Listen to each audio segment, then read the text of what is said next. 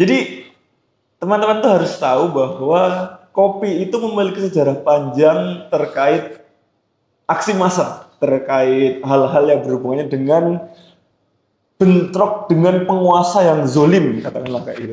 Di berbagai belahan dunia dari pertama kali kopi muncul sampai sekarang itu, bahkan kopi itu menjadi titik tengah hal-hal seperti itu. Mungkin kita bisa mulai dari abad 17 ya, di Ottoman waktu itu di Istanbul. Itu kopi sempat menjadi sesuatu yang dilarang, teman-teman. Orang-orang yang ketahuan minum kopi itu bakal dihukum. Hukumannya itu nggak main-main, sangat berat, bahkan bisa kehilangan nyawa kalau kamu tuh ketahuan lagi nongkrong lagi minum kopi. Kenapa bisa kayak gitu? Jadi kedai kopi itu memang marak pada masa itu ya. Orang-orang yang ngopi itu biasanya itu akan nongkrong membahas agama, politik, sosial, dan lain-lain. Biasanya orang-orang yang minum kopi itu menjadi terlalu kritis. Karena terlalu kritis, akhirnya mereka merasa ada yang gak beres nih dengan rezim penguasa nih.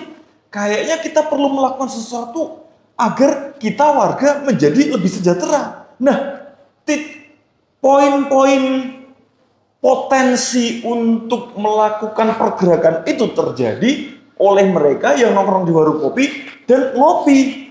Itulah kenapa penguasa saat itu yaitu Sultan Murad IV memberikan peraturan bahwa kopi itu dilarang. Akhirnya bergerilyalah orang-orang rezim saat itu ke kedai-kedai kopi, ke tempat-tempat orang-orang yang berkumpul gitu. Kalau ada yang ketahuan minum kopi, langsung akan ditangkap, langsung akan diadili dan semacamnya.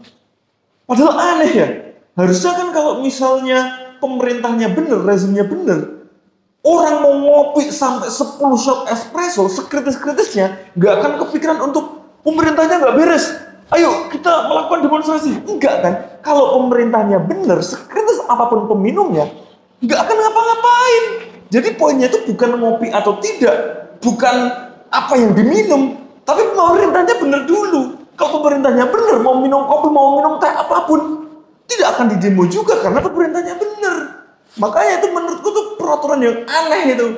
Ada rezim yang takut warganya minum kopi karena menjadi terlalu kritis, potensi demo. Kalau pemerintahnya bener nggak akan demo. Itu jadi bukan kopinya, tapi itu sebagai bukti bahwa memang kopi itu bisa menstimulus otak-otak kita biar bisa menjadi lebih kritis, melihat, menjadi merasakan lebih banyak keresahan. Dan kalau keresahannya itu memang berasal dari pemerintah, ya wajar kalau dikritisi kan. Bukan salah kopinya, salah pemerintahnya itu. Nah itu ya. Jadi memang kopi itu di Istanbul pada masa itu sempat dilarang karena kekhawatiran hal-hal itu terjadi. Nah di dekat-dekat Istanbul, di daerah-daerah Arab lain, kopi itu juga bahkan sempat diharamkan, teman-teman. Karena orang yang minum kopi itu menjadi melek sampai malam dan dikhawatirkan memicu hal-hal yang tidak diinginkan. Makanya kopi itu sempat dilarang karena efeknya itu menjadi terjaga dan khawatir potensi melakukan hal-hal yang tidak baik. Makanya kopi itu sempat disamakan sama kayak alkohol dan semacamnya yang memang diharamkan. Cuman itu juga masih menjadi perdebatan karena para ulama juga berbeda pendapat pada masa itu. Ada yang menganggap kopi itu ya memang sebenarnya diharamkan, ada juga yang menganggap bahwa kopi itu bisa membantu kita untuk berdoa sampai malam karena lebih terjaga gitu. Nah, itu di Timur Tengah di abad 17. Nah, beberapa waktu kemudian sempat juga ada pemberontakan terkait kopi. Dulu di Amerika itu kan mereka itu adalah satu koloni dengan Inggris ya. Amerika adalah bagian dari koloni Inggris. Orang-orang di Amerika itu teh pride banget lah sama kayak Inggris. Cuman pajak teh itu mahal. Orang-orang di Inggris sana memberikan pajak yang sangat mahal untuk orang-orang Amerika untuk teh yang dinikmati di Amerika. Nah, sayangnya pajak teh mahal, tapi orang-orang Amerika itu nggak bisa bersuara di parlemen karena orang-orang Amerika itu memang tidak diizinkan untuk berada di kursi parlemen. Jadi sudah pajaknya tinggi, pajaknya mahal, tapi mereka nggak boleh bersuara. Itu kan kayak dipalak ya. Setiap teh yang dinikmati oleh warga Amerika itu ibaratnya memperkaya orang-orang Inggris.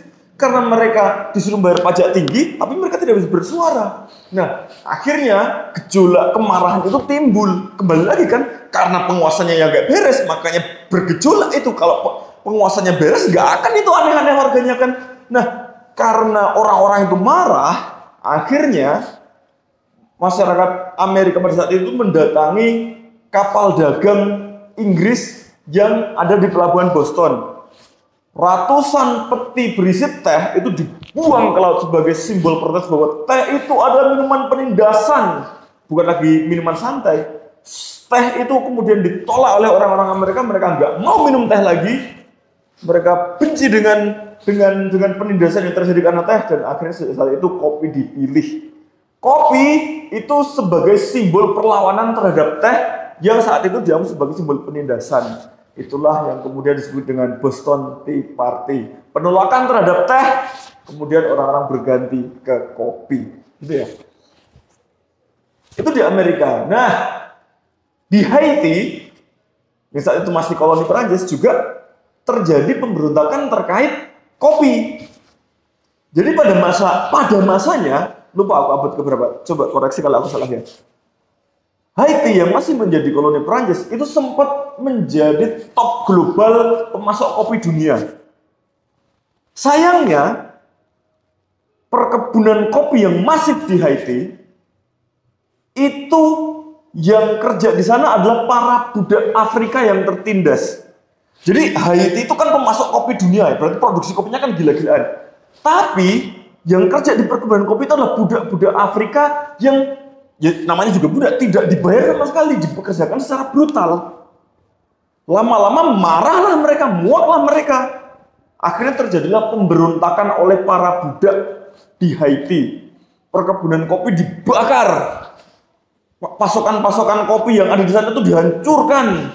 Intinya para budak bersatu untuk memberontak dan membakar area perkebunan kopi, membakar pasokan kopi, memporak-porandakan industri kopi Haiti yang membuat industri kopi dunia gonjang-ganjing juga pada saat itu. Karena Haiti salah satu pemasok kopi dunia kan. Tapi berarti industri kopi dunia pada masa itu digerakkan oleh perbudakan kan. Berarti kan setiap kopi yang dinikmati oleh orang-orang di dunia pada masa itu adalah berasal dari para budak yang tertindas. Jadi saat para budak bangkit melawan membakar perkebunan kopi, dunia gonjang-ganjing, harga kopi berantakan. Dan dari sanalah lahir revolusi Haiti, teman-teman. Dari revolusi itu, akhirnya Haiti bisa merdeka. Dan Haiti menjadi negara merdeka pertama yang dimotori oleh pergerakan budak. Pada masa itu, Haiti merdeka, tapi akhirnya membuat industri kopi Haiti turun tahta dari pasar global. Haiti industri kopi terpuruk, tapi merdeka. Sehingga industri kopi dunia dikuasai oleh Brazil, Kolombia, dan Hindia Belanda. Ketiga negara itu sama Sri Lanka ya juga. Pokoknya selalu bersaing sengit di top global pemasok kopi dunia. Haiti terpuruk, industri kopi dunia lainnya bangkit. Cuman itu adalah harga dari sebuah pemberontakan. Nah, di mana lagi ya? Bentar, oh, El Salvador. El Salvador juga ada hal serupa, teman-teman. Jadi pasca Haiti turun tahta, itu kan negara-negara lain itu saling berlomba-lomba untuk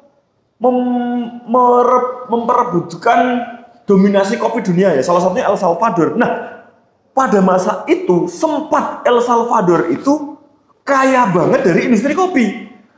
Mereka benar-benar pemasukan negaranya 90% itu dari industri kopi. Pasca keruntuhan industri kopi Haiti ya. Sayangnya El Salvador itu kaya banget dari industri kopi.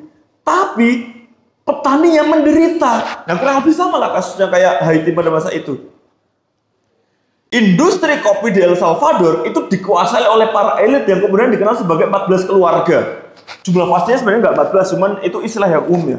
Nah, para 14 keluarga inilah yang menguasai semua tanah perkebunan di El Salvador pada saat itu.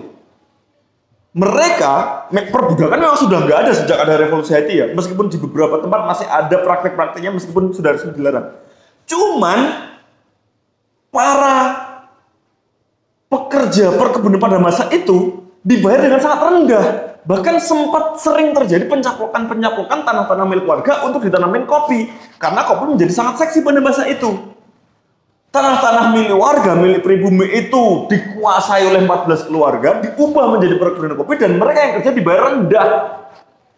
Lama-lama marahlah para petani kopi pada masa itu. Puncaknya adalah saat ada Great Depression. Ekonomi dunia memburuk, krisis ekonomi terjadi sehingga membuat harga kopi anjlok total. Apa yang terjadi dengan El Salvador pada masa itu? Hancur total juga. Kenapa? Karena ekonomi terbesar mereka 90% dari ekspor kopi. Saat harga kopi dunia anjlok karena Great Depression, perekonomian kopi El Salvador porak-poranda. Nah, itu semakin memicu kemarahan warga. Para 14 keluarga ini, para elitnya ini masih mencoba untuk memperkaya diri mereka di tengah situasi ekonomi yang memburuk. Muaklah warga di sana. Akhirnya mereka bangkit, para petani El Salvador bersatu dengan warga-warga sana untuk melakukan pemberontakan. Apakah berhasil? Celakanya tidak. Sayangnya tidak. Kalau revolusi itu berhasil, revolusi di El Salvador gagal total.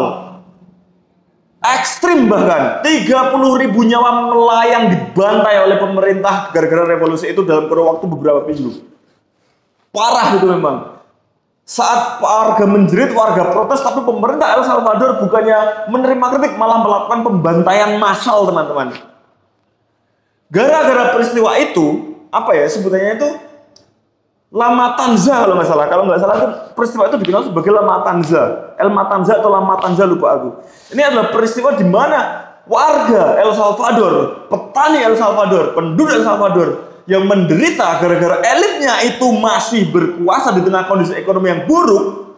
Elitnya yang masih ingin memeras hasil produksi kopi, sementara warga itu menderita, membuat warga marah, membuat warga protes, tapi elitnya malah menghancurkan warganya, malah melakukan pembantaian massal ke warganya. Sehingga itu akhirnya memicu kemarahan lebih panjang 50 tahun kemudian, sehingga pecahlah perang saudara di El Salvador. Hasilnya apa? Ekonominya hancur total. Perang besar-besaran, perang saudara yang dimulai dari kopi, dimulai dari ketamakan oleh orang-orang elit El Salvador, ingin memeras industri kopi habis-habisan, membuat perang saudara terjadi sehingga El Salvador terpuruk.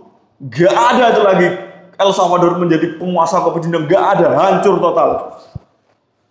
Kaum elit El Salvador kaya gara-gara kopi, tapi mereka juga hancur gara-gara kopi. Rakyatnya melarat karena kopi, dan mereka memberontak karena kopi, dan akhirnya terjadilah perang saudara yang di tengahnya itu juga karena kopi.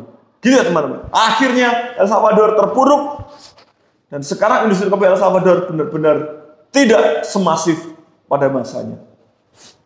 Jadi masih banyak sebenarnya cerita-cerita terkait kopi yang ada di dunia ini terkait pemberontakan.